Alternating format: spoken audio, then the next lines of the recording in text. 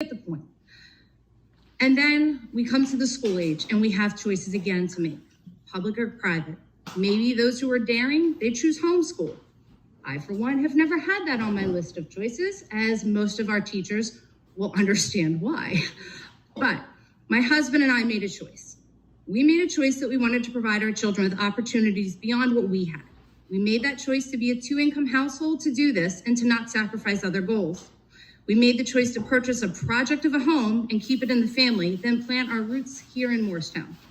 And we did this all to give our children the best public education within our means.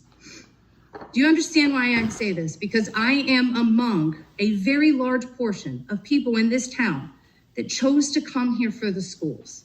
This is a fact. We did this. It is the biggest driving force of why people are coming to Morristown. Every teacher, every staff member should applaud yourself for that, because you have created that. However, let's get to the why of this and the topic I'm presenting you.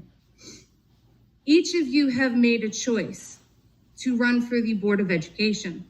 You chose this role and your purpose behind your campaigns. You chose to volunteer in this position and represent the families and the children of this town. You chose to be an advocate for kids, knowing very well you were going to be put in positions that you would have to stand up to the union, who continually is advocating for the teachers and contracts because that is their job. So we are clear here. It is absolutely possible to compromise when in those situations, but never should that compromise be at the expense of our children, neither by the board or the union. So we are understanding now, sadly, I think we can see that this year that has happened way too often. Our children have been what we have compromised. There is no excuse as to why they were not back in school 5 days way before we had moved into that direction. There's no science that supports why they should not be full day like majority of our neighboring and competing districts. And as we move towards herd immunity and the science behind disease, there is no reason to keep these kids masked. In fact, the benefits at this point certainly do not outweigh the risk for a good majority of our children and teachers. This is not a CDC or governor's choice, as you continually state. It is the board's choice.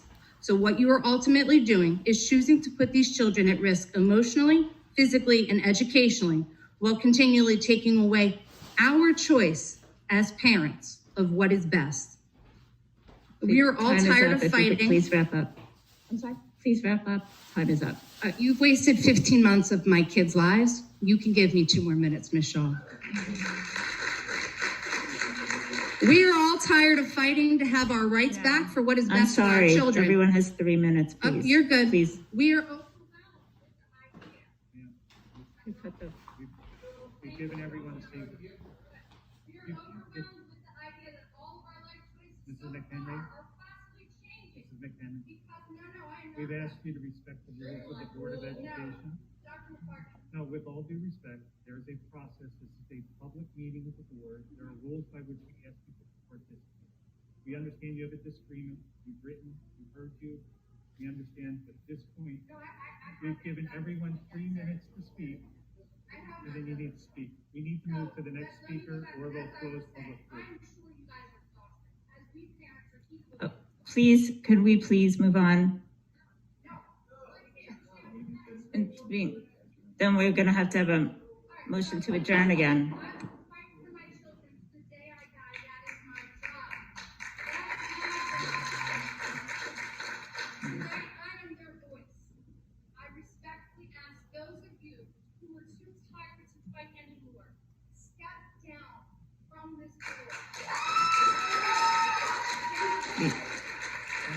Please, thank you for your public comment.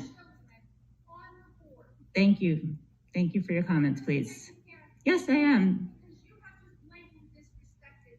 Okay.